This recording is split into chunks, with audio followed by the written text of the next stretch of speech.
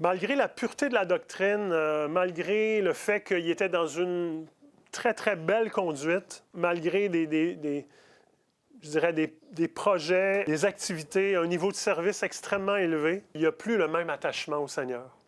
C'est malheureux et le reproche qui leur est fait, c'est « reviens à ton premier amour, reviens, connais-moi, aie communion, aie relation avec moi ».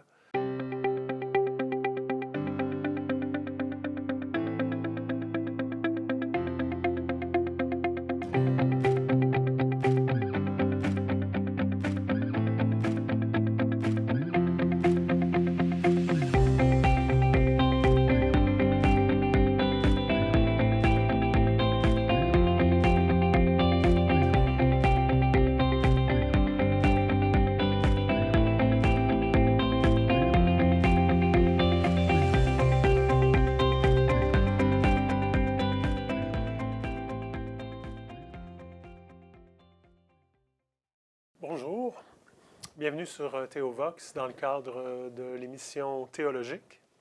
Je me présente, Michel Matt. Il me fait plaisir de pouvoir vous partager une étude sur les 7 églises de l'Apocalypse. Sujet que j'ai récemment développé, étudié et je pense qu'il y a vraiment des belles choses qui en ressortent. En introduction, j'aimerais juste qu'on réalise que ces 7 églises dans l'Apocalypse, c'est 7 églises qui semblent avoir été choisies de façon providentielle, disposées d'une façon très particulière au niveau de la géographie. Un trajet postal, finalement, dans lequel les lettres aux églises étaient distribuées une à l'autre successivement. Et pourquoi ces 7 églises ont été choisies? À l'époque, il y a déjà beaucoup d'autres églises que celle-là. Et dans le fond, on voit que c'est d'une façon providentielle. On voit que ces églises-là représentent quelque chose de très, très spécifique à une personnalité, une identité, des problèmes qui sont vécus. Et elles ont été choisies expressément pour nous communiquer quelque chose de très précis. Ce qui est important de réaliser, premièrement, ces églises-là sont des églises réelles. Sont des églises qui ont existé à l'époque simultanément, non pas une après l'autre, mais effectivement, elles ont réellement existé simultanément. C'était des églises dont Jean avait la responsabilité. C'est important de comprendre que ces lettres contiennent un enseignement qui est destiné aussi, non pas seulement à ces églises-là à ce moment-là, mais aussi à l'Église universelle, qui va avoir accès aux Écritures, qui va avoir accès à ce message.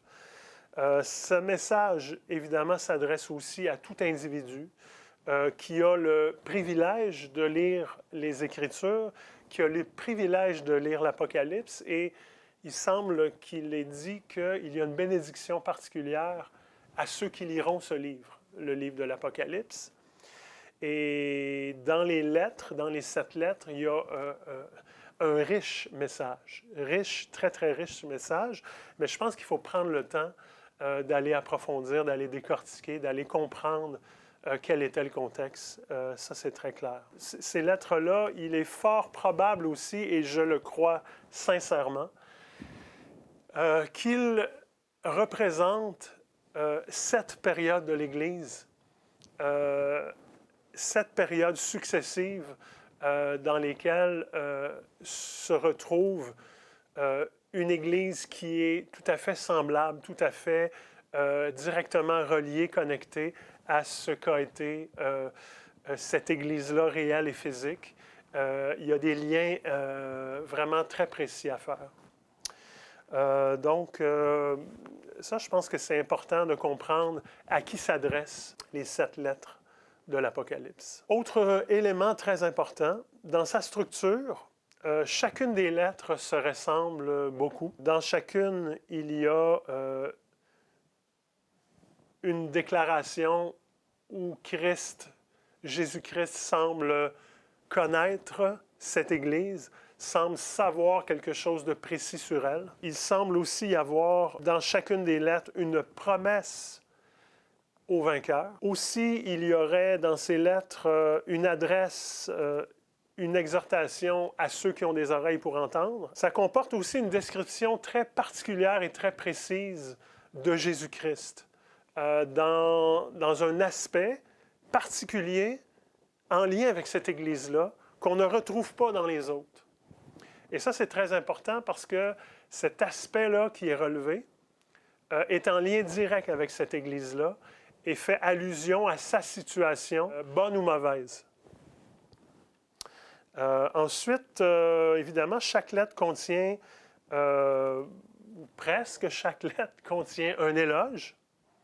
Il y a une seule des 7 qui ne reçoit pas d'éloge. Chacune d'elles contient aussi, en général, un reproche. Par contre, 2 d'entre elles n'en reçoivent pas de reproche. Il semble que le Seigneur n'a rien à redire sur ces 2 églises-là.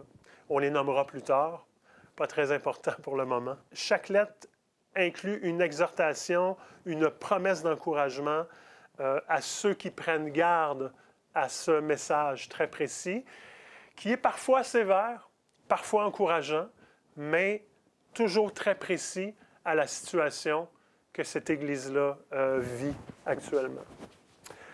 Pour mettre en contexte aussi, je pense que c'est important parce que dans la lecture, on va commencer par vraiment le texte même des 7 églises à partir de Apocalypse 2. Il est par contre important de réaliser, premièrement, où ça se passe. Cette révélation-là a lieu à Patmos, dans une île où Jean a été exilé. Cette île-là est à peu près à 4 heures de transport de la rive de la Turquie, où sont les 7 églises. Les 7 églises dont on parle sont en Turquie, la Turquie actuelle. Jean, aussi, selon certains écrits d'historiens, ne serait pas allé seul à Patmos. Il serait allé avec son scribe qui portait le nom de Procore. Et parce que Jean était très âgé, il avait la possibilité d'amener son scribe, et c'était peut-être même mieux pour les Romains et les Juifs qu'on se débarrasse de lui aussi sur l'île de Patmos, parce qu'il était très près de Jean.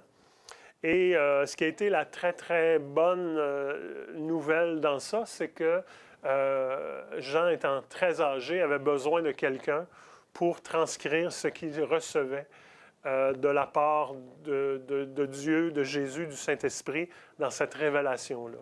Jean présente au chapitre 1, se présente lui-même au chapitre 1 comme un frère et un compagnon de souffrance qui partage la détresse des autres croyants. Donc, il ne se présente pas dans l'orgueil de celui qui est en charge mais plutôt dans l'humilité de celui qui est avec l'Église, avec les frères. Et le message ne vient pas de lui. Le message vient de Jésus-Christ et c'est très important parce que ce n'est pas son propre message. Il est une courroie de transmission pour donner le conseil de Dieu, précisément à ces églises-là, à tous les croyants et avec une panoplie de connexions à faire dans l'histoire que probablement, dans le fond, seuls nous, maintenant, aujourd'hui, après toute cette période de l'Église où on arrive à la fin des temps, on est capable de faire ces connexions-là, ce que, dans l'histoire, il était probablement très difficile de faire, parce qu'on avait peu de références et on avait peu d'accomplissement de tout ça. Donc, on a un portrait beaucoup plus précis, beaucoup plus clair, et c'est vraiment, vous allez voir, c'est vraiment magnifique de réaliser toute cette richesse. Évidemment, le début, ça se passe dans une période de grande persécution. C'est le début des grandes persécutions de l'Église. Et ça commence autour de la destruction du temple de Jérusalem, parce que Jérusalem était sécure jusque-là, mais devient un endroit, à partir de la destruction, qui est un endroit très à risque. Et l'Église qui est réunie là doit s'expatrier, se répartir un peu partout. Et c'est toute cette période de persécution dans laquelle se passe ce moment où Jean reçoit cette révélation. Et quand il la reçoit, il a été expatrié. Il a été mis en exil à l'île de Patmos par les Romains, toujours un peu sous la pression des Juifs qui, finalement, sont très mal à l'aise avec la présence de l'Église, sont très en désaccord avec l'enseignement du christianisme, l'enseignement de Jésus-Christ, et veulent absolument que ce mouvement soit éradiqué. Donc, on essaye de cibler les leaders les plus influents, s'assurer que ce mouvement prenne fin. On va commencer, peut-être un petit détail. Évidemment, Jean n'est pas mort à Patmos, mais Jean est revenu à Éphèse, où il vivait, d'où il avait une influence sur les 6 autres églises autour, qui avaient chacun des dirigeants, des évêques. Alors qu'il est revenu, il est probablement revenu rejoindre aussi, et peut-être, je dis peut-être, parce qu'elle était peut-être déjà décédée, je n'ai pas pris le temps de regarder, mais je sais que Jean avait la responsabilité de prendre soin de la mère de Jésus, Marie. Et Marie est décédée à Éphèse et Jean aussi est décédé à Éphèse. Donc, on va lire un premier texte pour qu'on comprenne un peu le lien entre ce texte-là et les 7 églises. Donc, à partir de Apocalypse 1, 12 à 20, ça dit « Je me tournai pour découvrir quelle était cette voix, et l'ayant fait, voici ce que je vis. Il y avait 7 chandeliers d'or qui ressemblaient à un homme. Il portait une longue tunique et une ceinture d'or lui entourait la poitrine. Sa tête et ses cheveux étaient blancs comme la laine blanche, oui, comme la neige. Ses yeux étaient comme une flamme ardente et ses pieds étincelaient comme du bronze incandescent au sortir d'un creuset. Sa voix retentissait comme celle des grandes eaux. Dans sa main droite, il tenait 7 étoiles et de sa bouche sortait une épée aiguisée à double tranchant. Son visage était éblouissant comme le soleil quand il brille de tout son éclat. Quand je le vis, je tombai à ses pieds, comme mort. Alors il posa sa main droite sur moi en disant « N'aie pas peur, moi je suis le premier et le dernier, le vivant. J'ai été mort et voici, je suis vivant pour l'éternité. Je détiens les clés de la mort, du séjour des morts. Écris donc ce que tu as vu, ce qui est et ce qui va arriver ensuite. Mais d'abord, voici quel est le secret des 7 étoiles que tu as vues dans ma main droite et des 7 chandeliers d'or. Les 7 étoiles sont les anges des 7 églises et les 7 chandeliers, les 7 églises. » Ce qui est très, très intéressant dans ce texte, c'est un peu la compilation et en même temps l'introduction aux 7 lettres.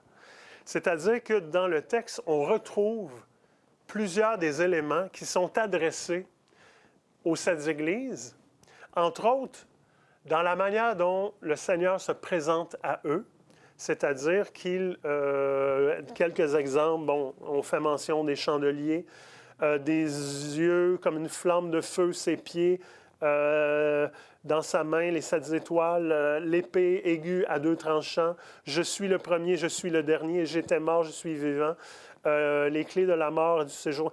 Tous ces extraits de texte font partie des 7 églises réparties dans la façon dont le Seigneur lui-même se présente à ces églises-là. Fait que c'est très intéressant d'avoir cette introduction qui est globale et de se rendre compte qu'on les retrouve dans les 7 lettres.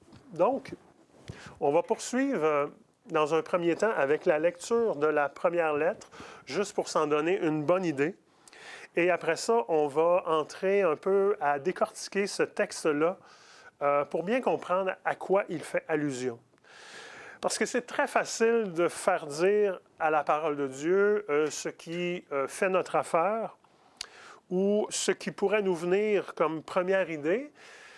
Mais ce qui est très important, c'est de prendre le temps d'aller chercher. On n'est pas les premiers qui se posent la question. Il y a des gens qui ont passé leur vie à faire des études et qui ont un bagage énorme sur lequel on peut aller... c'est un peu comme s'asseoir sur les épaules des géants, c'est-à-dire sans aucune prétention, mais de réaliser qu'il y en a d'autres qui ont fait un travail énorme sur lequel on peut s'appuyer. Et tout ce que je vais partager, ce n'est pas moi qui l'invente. Je n'ai aucune prétention à ce niveau-là. C'est plutôt le fruit de recherche, c'est le fruit d'études et c'est une connexion avec la réalité, l'histoire et des faits très, très précis qui se sont passés. Donc, on lit ça, la lettre à Éphèse, dans Apocalypse 2, à partir du verset 1. À l'ange de l'Église d'Éphèse, écrit, « Voici ce que dit celui qui tient les 7 étoiles dans sa main droite et qui marche au milieu des 7 chandeliers d'or. » Vous voyez le lien qu'on avait déjà avec l'autre texte précédemment. « Je connais ta conduite, la peine que tu prends et ta persévérance. Je sais que tu ne peux pas supporter les méchants. Tu as mis à l'épreuve ceux qui se prétendent apôtres et qui ne le sont pas, et tu as décelé qu'ils mentaient. Tu as de la persévérance, tu as souffert à cause de moi, et tu ne t'es pas lassé. J'ai cependant un reproche à te faire. Tu as abandonné l'amour que tu avais au début. Allons, rappelle-toi d'où tu es tombé. Change, reviens à ta conduite première, sinon je viendrai à toi, j'ôterai ton chandelier de sa place si tu ne changes pas. Voici pourtant une chose que tu as en ta faveur. Tu détestes les œuvres des Nicolaïtes, tout comme moi. Que celui qui a des oreilles écoute ce que l'Esprit dit aux églises. Au vainqueur, je donnerai à manger du fruit de l'arbre de vie qui est dans le paradis de Dieu. Pour commencer, chose intéressante, c'est de réaliser que chaque ville a son nom propre et qui a une signification. Ici, la signification, c'est attirante. Et on y reviendra peut-être un petit peu plus tard, mais juste mentionner ça comme ça. Et la ville en tant que telle, qui est présentement la Turquie, la même chose pour les 6 autres, avait à l'époque 225 000 habitants. Ce qui est assez énorme comme ville de l'époque. Quand on parle de ville, on parle de l'agglomération aux alentours. Et on y trouve là le grand temple de Diane ou d'Artémis, selon qu'on est romain ou selon qu'on est grec. Paul a déjà visité cette église-là 43 ans avant le moment de l'écriture de la lettre ou des lettres aux 7 églises. Jean écrit, c'est réputé avoir été écrit autour de 95 de notre ère, c'est-à-dire après Jésus-Christ, évidemment. Donc, Éphèse, c'est vraiment le lieu parfait pour le départ. C'est le lieu parfait pour l'expansion et l'extension de l'Église par la propagation de l'Évangile auprès des païens. Et d'ailleurs, Paul s'y installe pendant 2 ans. Et c'est vraiment intéressant. On réalise qu'à ce temple-là, le temple de Diane ou Artémis, 1 mois par année, on célébrait le culte intensif de cette déesse. Et des gens venaient de partout pour venir lui rendre un culte. Et Paul avait vu cette chose-là et avait réalisé qu'il y avait une abondance de monde qui venait à cet endroit. Et c'est un endroit qui l'a énormément inspiré, vraiment pour propager l'Évangile. Paul avait une passion pour prêcher l'Évangile et confronter avec la pensée de Dieu, avec la parole de Dieu, avec le message de l'Évangile, pour confronter les pensées qui s'opposaient. Et pour lui, c'était l'endroit idéal. Et il s'est investi à cet endroit-là. On sait que Actes nous raconte, et on va le lire, mais Actes nous raconte qu'Éphèse a été profondément touché par le message de l'Évangile. dans le sens où il y a eu un événement à un moment donné, on va le lire juste pour se situer. Dans Actes 19, 10, entre autres, le texte nous dit « Cela dura 2 ans, si bien que tous les habitants de la province d'Asie, tant juifs et grecs, entendirent la parole du Seigneur. Dieu faisait des miracles extraordinaires par les mains de Paul. On allait jusqu'à prendre des mouchoirs ou des linges qu'il avait touchés pour les appliquer aux malades. » À cette époque, la voix du Seigneur fut l'occasion de troubles sérieux à Éphèse. Et la voix du Seigneur, c'est le mouvement du christianisme, c'est le mouvement des croyants qui proclament la parole. Et un bijoutier nommé Démétrius fabriquait de petits temples d'Artémis en argent et procurait aux artisans de sa corporation des gains considérables. Un jour, il les convoqua tous, ainsi que les ouvriers qui vivaient de la même industrie. Il leur dit, « Mes amis, vous savez bien que nous devons notre prospérité à l'exercice de notre métier. Or, vous voyez ce qui se passe, ou vous en entendez parler, non seulement à Éphèse, mais dans presque toute la province d'Asie. Ce Paul a remué de grandes foules. Il les a persuadés que les divinités fabriquées par des hommes ne sont pas de vrais dieux. Ce n'est pas seulement notre corporation qui risque d'être discréditée, mais le temple de la déesse Artémis lui-même pourrait y perdre sa renommée. Toute l'Asie et le monde entier adorent cette déesse et il ne faudrait pas beaucoup pour qu'elle soit discréditée. Je vais m'arrêter là, mais le texte continue juste pour faire, dans le fond, un petit résumé parce qu'on va essayer d'aller au fait. Ce discours-là a soulevé beaucoup d'émotions chez les auditeurs qui étaient les artisans qui fabriquaient les petits temples et les petites statuettes de Artémis. Et ces gens-là, ça a vraiment créé une émeute. Ça a créé un mouvement très, très important que vous pourrez aller voir. Je vous encourage à le voir, 19 jusqu'à 41.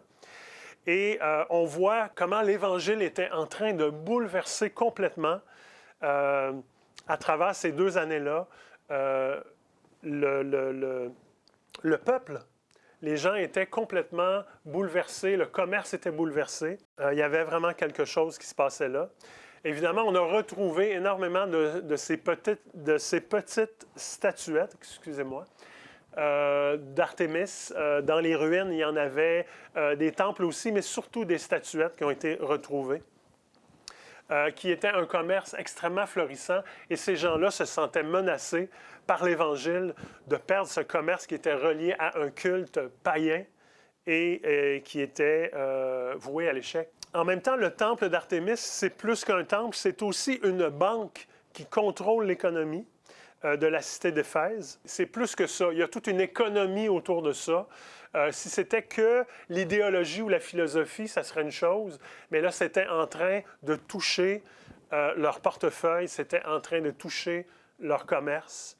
Et ils ne voulaient pas ça, et là, ça a tourné en révolte. Dans le texte, Jésus se présente comme celui qui tient les 7 étoiles dans sa main et qui marche au milieu des 7 chandeliers d'or. Les 7 étoiles, il y a plusieurs interprétations à ça, et je n'ai pas nécessairement l'intention de trancher, sinon que de dire que ça pourrait être... Parce que le mot qui est utilisé, c'est dans le fond « messager ». Messager qui s'adresse autant à des anges qui pourraient s'adresser à des hommes. Donc, est-ce qu'il est question de messager ange, messager homme? Le texte n'est pas extrêmement clair là-dessus. Comme ça pourrait s'adresser à un ange qui a la responsabilité de cette Église, comme ça pourrait s'adresser à un responsable, un évêque, un pasteur qui a la charge de cette Église, peu importe la terminologie. Mais ce qui est important, c'est de réaliser que Jésus dit il tient dans sa main les 7 chandeliers d'or. Et ça, c'est clairement, je dirais, une définition de ce que Jésus est pour l'Église. C'est lui qui la tient. Je ferai un lien avec Jean 15 qui nous dit « Je suis le cep, vous êtes mes sarments. Sans moi, vous ne pouvez rien faire. » L'Église ne peut fonctionner, ne peut exister qu'en fonction de sa communion avec Jésus-Christ, qu'en fonction avec sa relation intime, réelle et personnelle avec lui. Dans une religion, ce n'est pas possible. Dans une relation, oui. Et je pense qu'il est question de ça ici. Il est question de, c'est lui qui tient tout ça, et c'est lui qui est le fondateur de l'Église. C'est lui qui est à la source, qui est le fondement, qui est la base de tout ça. Évidemment, ils reçoivent une éloge. Le texte nous dit qu'ils reçoivent une éloge pour leur travail, pour leurs œuvres, pour leur persévérance et pour avoir souffert. Donc, on sait que dans le comportement, il se passe quelque chose de très bien. Suite, bien importante, malgré tout ça, Jésus leur fait un reproche et leur dit, « Ce que je te reproche, c'est d'avoir abandonné ton premier amour. » Je pense qu'il faut comprendre que si le Seigneur se donne la peine de dire, « Je vois tes œuvres, je vois ton travail, je vois ta persévérance, je vois que tu souffres pour moi-même, que tu es prête à... Tu te donnes énormément. Mais peut-être qu'à travers tout ça, tu en as perdu le sens quand même. Parce qu'on sait très bien que l'activité, on sait très bien que de faire peut détourner nos regards de vraiment l'essentiel qui est notre relation avec Jésus-Christ. Nos œuvres doivent nécessairement découler de notre relation avec Jésus-Christ. Donc, le Seigneur est en train de leur dire, je suis bien content, j'aime votre dynamique, j'aime votre drive, j'aime comment vous êtes dynamique, comment vous vous donnez.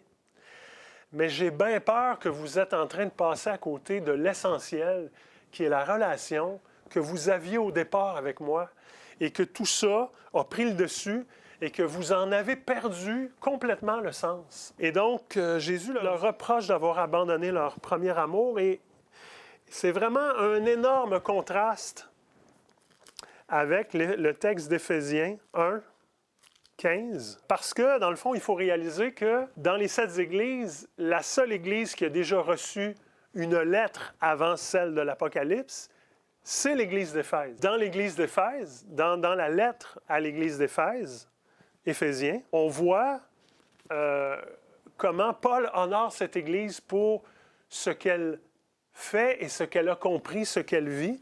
Donc, le contraste est assez énorme et je pense que ça vaut la peine de le lire.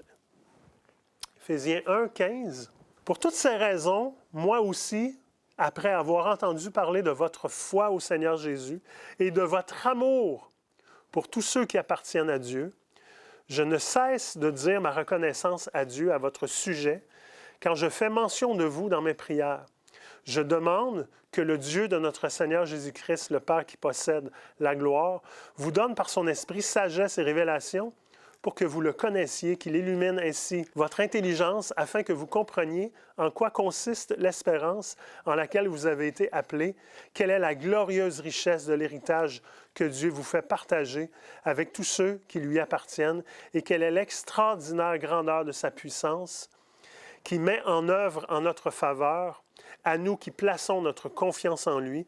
Cette puissance, en effet, il l'a déployée dans toute sa force, en la faisant agir dans le Christ, lorsqu'il l'a ressuscité d'entre les morts, l'a fait siéger dans le monde céleste. Simplement pour mentionner que, ici, il y a quand même un bon décalage entre ce qu'on voit de l'Église, et si on lit la lettre au complet, on se rend compte qu'il y a un bon décalage entre ce qui est dit là et ce qui est dit à cette Église dans la lettre de l'Apocalypse. Le Seigneur, il cherche à faire une illumination extrêmement précise sur l'amour de Dieu pour nous en Jésus-Christ et de vraiment amener un focus sur l'œuvre que Jésus-Christ a accomplie, laquelle devrait être pour nous le centre de tout ce qu'on fait. Et que ce qu'on fait découle de ça, et non pas qu'on soit perdu dans notre activité à ne plus comprendre pourquoi on fait les choses. Et de ne surtout pas tomber dans le fait de se justifier soi-même en disant « mais pourtant, je fais tout ce qu'il y a à faire. » Bien, oui et non. Tout ce que tu as à faire, c'est premièrement d'être en communion avec Dieu. Et Jésus nous dit, encore une fois dans Jean 15, que les fruits vont en découler par cette communion. Ça va nécessairement apporter du fruit. C'est par la nature même des choses. Donc, on n'a pas besoin, et on rentre dans les œuvres préparées d'avance, celles que Jésus a préparées pour nous. Donc, on n'a pas besoin de se perdre dans l'activité. On peut juste être à sa place et faire ce que Dieu nous demande. Et que ça soit toujours basé sur une relation avec lui. En dehors de ça, on s'égare. Évidemment, c'est une illumination sur l'amour de Dieu. Et cet amour-là, elle va produire, c'est-à-dire que en reconnaissance de l'œuvre de Jésus-Christ, ça va produire un amour vif et profond pour Dieu. Parce qu'on est dans la reconnaissance, on n'est pas dans ce que je fais, on est dans ce qu'il a fait. Et ça donne toute la dynamique à tout ce qu'on pourra produire par la suite. Ça sera toujours sur cette même base. Et je vous rappelle, Jésus dit je tiens le chandelier. Donc, tout ça est basé sur lui et pas sur nous, évidemment. Au moment de la lettre, la plupart des croyants, ils sont pas de la première génération de l'Église d'Éphèse. Et c'est ça qui est important de réaliser, c'est que c'est l'Église apostolique, c'est l'Église que les apôtres ont bâtie. Et là, on est en 95. Ça fait depuis toutes ces années, ça fait 43 ans que Paul est passé. Cette Église-là est née. On sait que, rendue où elle est rendue, on est rendu probablement à une Église de deuxième génération. Et une Église qui n'est pas, comment on pourrait dire, qui n'a plus la même relation que ces apôtres qui ont vu et connu le Christ personnellement. Et aussi du fait que, par expérience, peut-être que plusieurs l'ont vécu, généralement, et ça arrive souvent, et c'est malheureux, et on peut se poser la question pourquoi ça se passe comme ça, mais souvent la génération qui sort de gens qui se sont convertis, c'est-à-dire les enfants suivants, n'ont pas nécessairement la même dynamique, la même énergie. Souvent même, on voit beaucoup qui se détournent de la marche avec Dieu. C'est extrêmement malheureux. Mais ce qu'on voit ici, c'est qu'on n'est plus du tout dans la même dynamique. Et 95 ans plus tard, cette Église-là a continué à œuvrer, mais a perdu probablement le sens premier. Et c'est hyper, hyper important de se rendre compte de ça. Malgré la pureté de la doctrine, malgré le fait qu'il était dans une très, très belle conduite, malgré des projets, des activités, un niveau de service extrêmement élevé, il n'y a plus le même attachement au Seigneur. C'est malheureux et le reproche qui leur est fait, c'est « reviens à ton premier amour, reviens, connais-moi, aie communion, aie relation avec moi. Sinon, tout ce que tu le fais en vain, tu le fais en dehors de l'essentiel. » Et c'est pas rien parce que ce qu'il leur est dit à ce moment-là, dans le fond, c'est que il y a vraiment... et c'est pas comme une menace, sinon qu'une conséquence qui va nécessairement venir. Et le Seigneur va dire, je vais juste retrouver exactement le...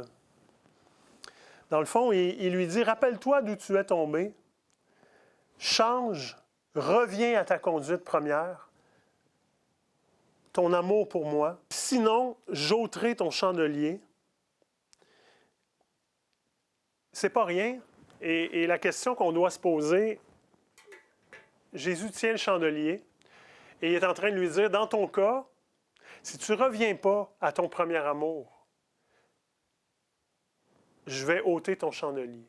Le chandelier, il faudrait se poser la question, qu'est-ce que ça peut bien représenter? Un chandelier, c'est quelque chose qu'on utilise à l'époque, évidemment. C'est l'éclairage, c'est qu'est-ce qui communique la lumière. Et dans le fond, il est en train de leur dire, le chandelier que tu es va être ôté de sa place. Le chandelier pour Éphèse, c'est son témoignage. c'est ce qu'elle représente dans son emplacement, à l'endroit où elle rayonne.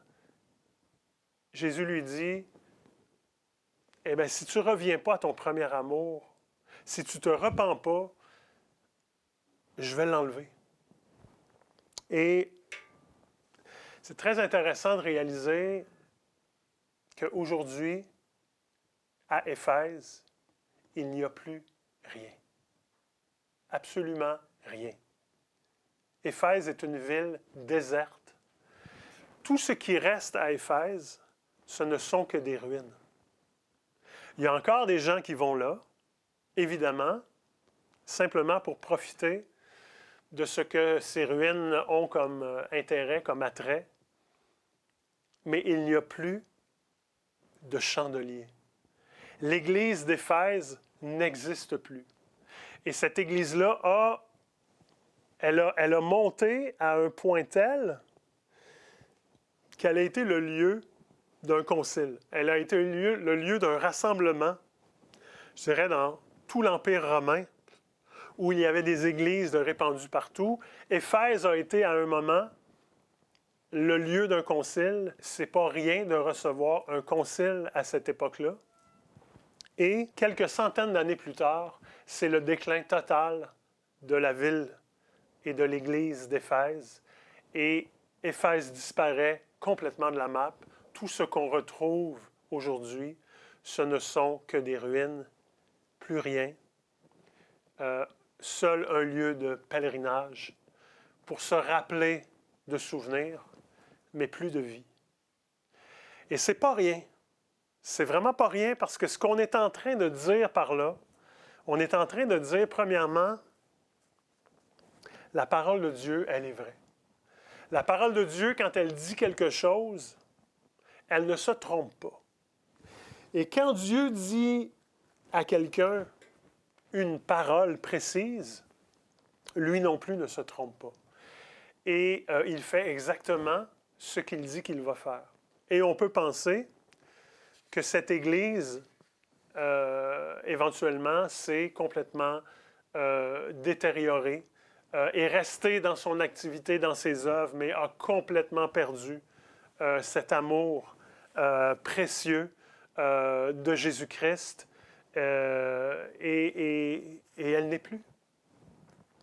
Donc, je pense que c'est vraiment pas rien. Et c'est pas rien non plus de réaliser que c'est la première des 7 églises qu'on adresse.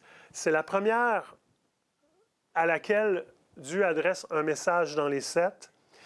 Et son message, il n'est pas n'importe lequel, il est l'amour, la relation avec moi. Et c'est la base. C'est vraiment la base. Et de plus, Éphèse étant l'église des apôtres, l'église apostolique, elle a un rôle extrêmement important à jouer, même par rapport aux 6 autres après. Elle devient un peu un modèle. Le Seigneur lui dit, rappelle-toi d'où tu es tombé et reviens à ta conduite première. C'est vraiment pas un hasard qu'on adresse ce message à cette église-là, d'avoir perdu son premier amour. Ils sont vraiment les premiers, le modèle, l'exemple à suivre.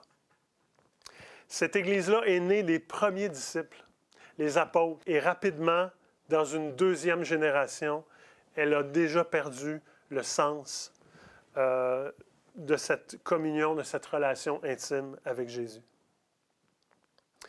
Et d'ailleurs, elle était, comme je disais tantôt, la seule qui avait déjà reçu une lettre, parce que les autres, ce sont des églises qui sont nées à partir d'Éphèse. Les autres, le message s'est répandu tout autour. Éphèse a été un centre pour envoyer des missionnaires. Et on réalise vraiment que Éphèse, l'Église d'Éphèse a déjà, à un certain moment, été très bien dans la foi, très bien dans la marche avec Dieu, et qu'à un moment donné, il y a quelque chose qui s'est passé. Et il y a eu vraiment un dérapage. Pour finir, le texte nous dit aussi « Tu détestes les œuvres des Nicolaïtes », mouvement qui est un petit peu difficile à identifier, mais tout ce que j'ai pu lire sur le sujet il semble y avoir un lien avec une conduite vraiment très répréhensible, particulièrement qui tentait de justifier des pratiques païennes, des pratiques vraiment immorales, particulièrement dans l'immoralité sexuelle à l'intérieur de l'Église. Et c'est comme si ce mouvement-là cherchait à rallier le monde et l'Église, c'est-à-dire de prendre le meilleur des deux, d'essayer de garder ce que Dieu peut m'apporter et ce que je ne voudrais pas perdre du monde en même temps. Donc, c'était un peu, on pourrait dire, la doctrine des Nicolaïtes, et il semble que ces gens-là avaient développé une théologie, développé un raisonnement, et qu'il y avait vraiment des docteurs et des enseignants qui arrivaient par leurs enseignements à justifier ce comportement-là et d'arriver à justifier les pratiques païennes et un comportement déréglé. Finalement, c'était une menace, ça a été vraiment une menace pour l'Église d'Éphèse. Mais Jésus lui dit qu'il est très fier d'elle parce qu'elle aussi les rejette, les refuse et se positionne, se tient contre ça. Et c'est vraiment, je dirais, une chose. Jésus dit, voici ce que tu as en ta faveur. Tu détestes les œuvres des Nicolaïtes, tout comme moi. Et on voit que sur ce plan-là, Éphèse a résisté. Le texte se termine en disant, au vainqueur, je donnerai à manger du fruit de l'arbre de vie dans le paradis de Dieu. Je trouvais ça extrêmement intéressant parce qu'au premier abord, évidemment, on voit l'arbre. On peut faire allusion, entre autres, à l'arbre de vie dans le jardin. Ce qui a attiré énormément mon attention, c'est de réaliser, entre autres, parce que j'aime beaucoup lire...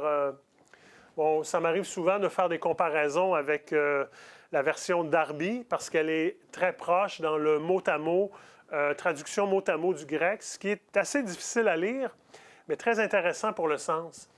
Et d'aller voir avec le Nouveau Testament interlinéaire, c'est-à-dire grec et français. Et évidemment, je vais toujours puiser... des références dans des commentaires qui sont excellents et il y a tout un travail qui a été fait bien avant nous. Et donc, ce qui a frappé mon attention, c'est de réaliser que dans le texte, le mot qui est utilisé, « Au vainqueur, je donnerai à manger du fruit », et le mot ici, ce n'est pas arbre, mais bois.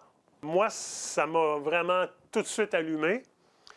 Parce qu'en allant voir dans le dictionnaire grec pour aller voir où ce mot-là était utilisé, j'ai réalisé qu'il était utilisé en connexion directe avec la croix, parce que le mot qui est utilisé, entre autres, dans quelques versets, mais dans celui qui dit « Malheur à celui qui est pendu au bois », c'est le même mot.